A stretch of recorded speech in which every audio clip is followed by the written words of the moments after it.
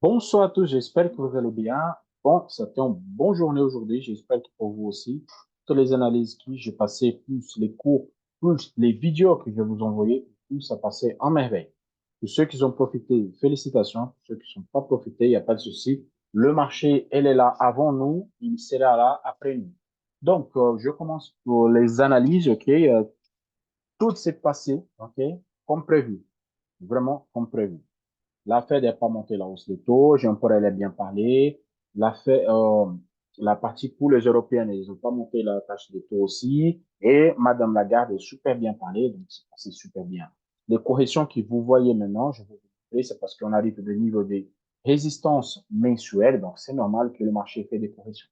C'est tout à fait normal. C'est même pas par rapport les annonces, mais c'est juste que nous sommes sur les résistances mensuelles.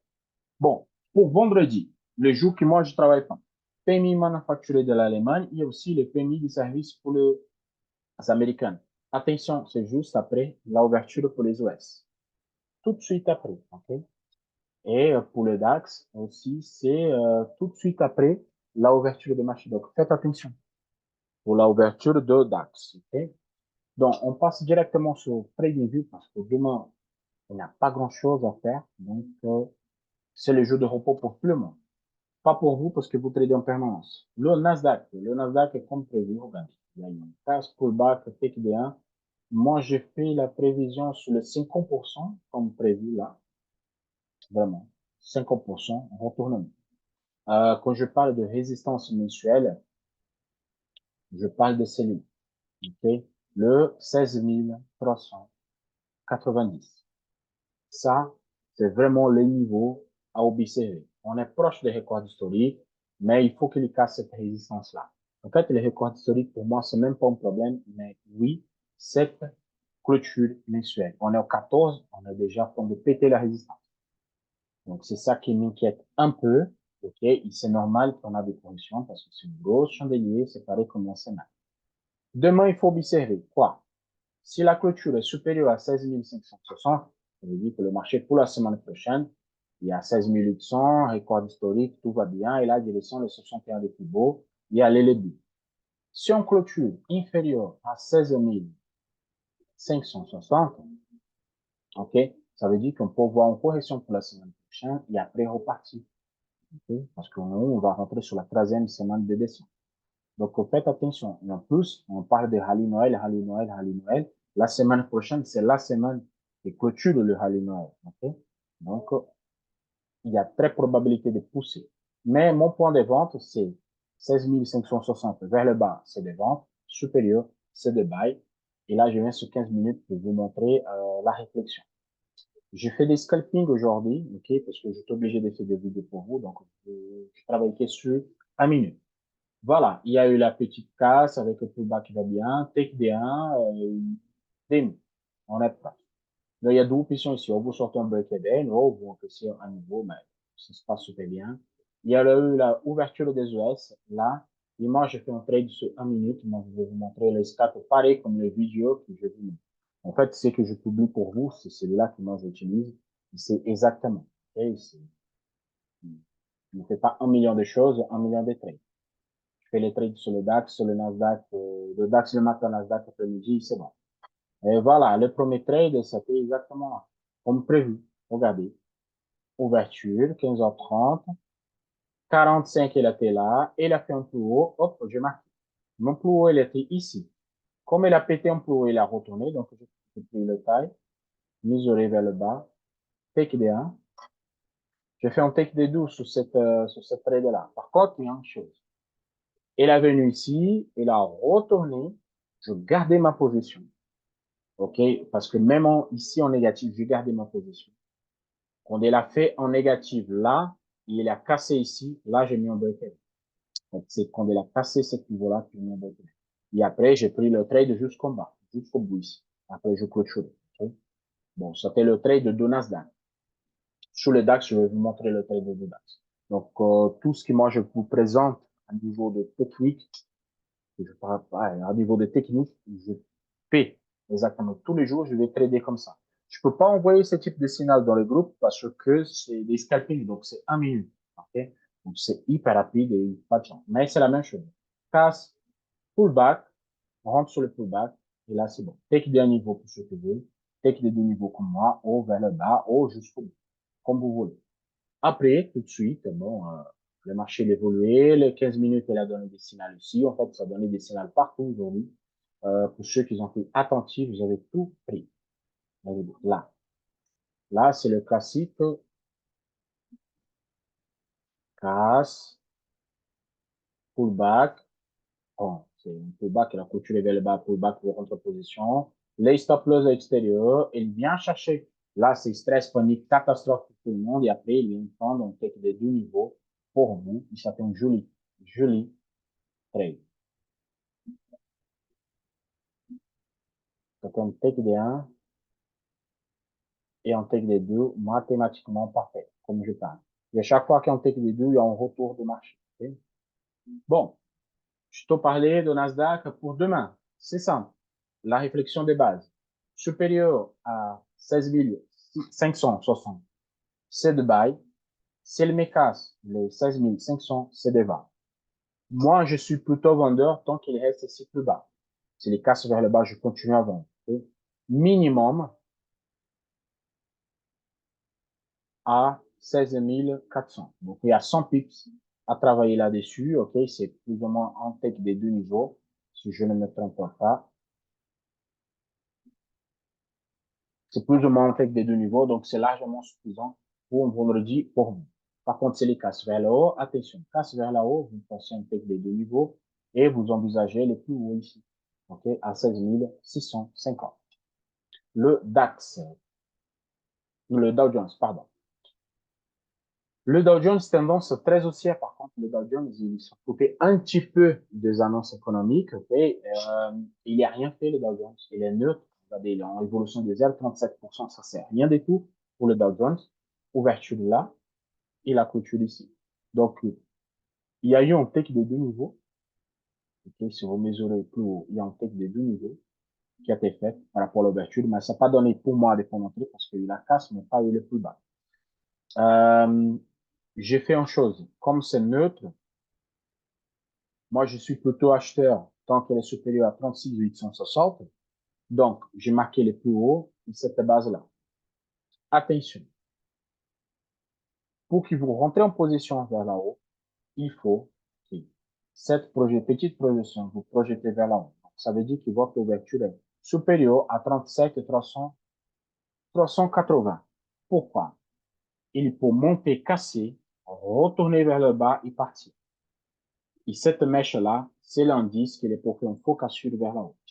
Donc, soyez attentifs avec ça. Sur le DAX, je vais vous expliquer. Donc, pour moi, le buy supérieur 37 380 ou 70 comme vous voulez, il est vente à 37 109. Cette vente, moi, particulier, je ne fais pas. Je préfère attendre qu'il vienne chercher la zone, retour de niveau, et là, je rentre en buy. Okay? Cette vente, pour moi, elle est trop dangereuse. Même si on espace pour un niveau, elle est très, très dangereuse pour moi. Okay? Donc, je préfère qu'il vienne à 36 ou 860. Au retour du niveau, canal de référence zone unique, et après, je rentre en bas. Okay? Qui c'est caractéristique de Dow Jones. Il est fait un peu haut et il retourne sur les zones. Vous faites canal de référence zone unique, vous rentrez, vous prenez la tendance. La tendance est haussière et on garde le niveau de la tendance. OK? Le DAX. Le DAX, ça fait des bons trades aujourd'hui. Par contre, je vais changer la OPR de euro pour vous montrer le trade de aujourd'hui. Elle est là, la OPR, et 1 minute. Juste pour vous montrer, c'est très rapide. Okay? Parce que j'ai expliqué tout ça, il faut que je montre aussi. Comme ça, je donne le bon exemple. Et je vais vous donner l'exemple des stop loss que j'ai pris aussi parce que je suis gourmand. Il faut jamais être gourmand. Voilà, ouverture, 9 heures du matin. OK, on a eu ici 9h12 et 9h15, on était là. Donc, je crois que c'était le trade le plus simple de la semaine. Je pris le taille de chandelier, j'ai une canal de référence zone neutre, casse sous le cet chandelier-là, petite pullback, je rentre en position. Take des 1 et take des 2. Take des 2, moi, je sortis. OK? Après, il fait son pullback, il va et il casse. Euh, Ici, on avait un trade, mais il répond pullback. Donc, moi, je prenais tranquillement. Et là, il a fait sept chandeliers vers ici. Ça fait le top départ pour tracer. Donc, j'ai pris celui-là, j'ai pris la résistance. En fait, c'est le croisement des deux. Et dans les passés, ça fait aussi, je ne vais pas montrer dans le passé, mais ça fait une petite zone. Touche la zone, chandelier vert qui monte. Donc, ça veut dire qu'il y a un retour. Donc, ici, j'ai marqué canal de référence zone en net vers la haut. Pourquoi? Parce que ça baisse et vers la haut. Casse, pullback. Parfait. Il y a la casse, petit pullback. Je rentre en position, take des deux niveaux, mathématiquement correct. Ce trade, je plie aussi. Ce trade-là, je le plie. Et là, ma journée, elle était faite. Deux trades, deux take des deux niveaux. Magnifique. La journée, elle est faite. Je vais vous montrer la gourmandise et des choses à prendre en compte. Pourquoi? Je n'ai pas pris en compte une chose que j'explique pour mes élèves. Quand vous avez un mesh, il y a un faux cassure avec une intégration. Moi, je vais vous expliquer comment il faut faire. Vous prenez la base ici. Quand il y a un faux cassure, surtout avec les mèches, vous prenez ça, vous projetez vers là-haut. Pourquoi? La faux cassure ici, il a fait un faux cassure là-haut. Et quand vous rentrez en position, vous rentrez comme le marché, il casse la faux cassure vers le bas parce que le taille, il est mathématiquement parfait. Donc, le point d'entrée pour cette range qu'il a fait, qui mange des gourmands, ça était supérieur à 16 890. Mais moi, qu'est-ce que je fais? Hop, casse, pullback, je n'ai pas pris en compte ça. J'oublie. Casse, pullback, je rentre en position. Petite low, parce qu'en fait, là, le taille est gigantesque, ok? Et là, bon, il stop loss. Je n'ai pas tourné la main, parce qu'en fait, j'avais fait deux trades. Là, c'est le troisième, donc c'est bon, je laisse tomber. C'est juste une chose. Moi, je vais faire un cours, je vais vous montrer tout ça. Et après, c'est bon, je n'y fais plus rien sur le DAX. Mais pour demain, analyse pour demain. Okay? Ça, c'est juste une parenthèse sur les positions de DAX que j'ai fait aujourd'hui. Sur 15 minutes, il y a une petite casse, ok? Une casse pullback, là. Okay? J'ai dit que moi, je ne vendrais pas cette zone-là. Je pouvais vendre inférieur à 16 790. En fait, moi, je fais comme ça. S'il y a tendance à être supérieure, vers le bas, je peux vendre. Donc là, il m'a fait aussi petite canal de référence dans le milieu qui ne donnait pas de rentrée. Mais là, on va voir pour demain. Okay? Qu'est-ce que j'ai fait? Comme ici, je peux tracer un canal, je donne les exemples. Ici, je peux tracer un canal. Là. Okay? Ici, je peux projeter que ça donne déjà un tête bien. Mais comme le marché il est ouvert maintenant, tout de suite, donc il a sa forme en range. Pourquoi en range? Plus bas, plus haut, ça corrige, ça s'en va. C'est ça. Donc vous prenez le plus haut, le plus bas. Le buy supérieur à 16 700 ou 16 800, chiffre rond. Okay? Supérieur à 16 800. Je fais des buys. Cette petite morceau-là, je n'achète pas parce que il n'a pas la marge pour un take. Très court pour faire un take. Donc moi, je n'achète pas. Je préfère acheter si elle me casse les 16 080, 800, pardon. Par contre, les ventes, oui. S'il me fait un casse là, j'ai fait les ventes, il take des 1, il take des 2 vers le bas. Comme ça, c'est un retour à 16 500. Et ça fait un petit peu la réflexion que j'ai eue par rapport à ma expansion des Fibonacci qui a touché les 50%. Moi, je dis sur les vidéos dernières. Attention, 50%, il faut retourner, il a retourné. Donc, il faut venir minimum jusqu'à 16 650. OK? Donc, cette projection-là, s'il y a l'avant, je rentre, s'il le pèse. OK? Parce qu'il a cassé, mais il n'a pas fait un pullback sur la zone des 16 500. Nous pouvons venir tester la zone des 16 500. C'est pour ça que je suis vendeur, casse de 16 000 au 16 800. Je suis vendeur jusqu'à 16 500, justement parce qu'il y a eu la casse, il n'a pas eu le pullback. OK? Je vais tout montrer. Le gold. Le gold, c'est sur MT5. Sur MT5 et en tête. Voilà, le gold. Hebdomadaire. Magnifique ce pullback. Regardez, pullback 19,93 vers la hausse. C'est de bas vers le bas. C'est de bas. Il a de tout exploser. Attention, c'est vendredi. On arrivait déjà à aller plus haut, comme la dernière fois. Et là, on peut décréer cette neige. Il peut venir jusqu'à 20 à 2023 $. OK? Et là, faites attention. Sur 15 minutes, ça donne quoi? Sur 15 minutes, c'est simple. Le gold, il n'a rien à faire. Il est mal sorti. Ça a été une belle sortie. Hein. Sortie, pullback parfait. Pourquoi je parle pullback? Comme ça, vous allez habituer à rentrer toujours sur le pullback. Et là, take des deux niveaux, ça donne là, parfait. Et là, il fait une espèce d'orange. Il fait 1, 2, s'il est corrigé, c'est orange. OK? Mais nous avons ici la zone de 2023 $. C'est simple. Casse de 2023 $, je rentre l'avant et pour cet orange-là. Mauricio, pourquoi tu rentres pas ici? Parce que la marge, elle est trop petite pour le take profit. La marge, elle est trop petite pour le take profit. Donc, je rentre à la casse de 2023 $.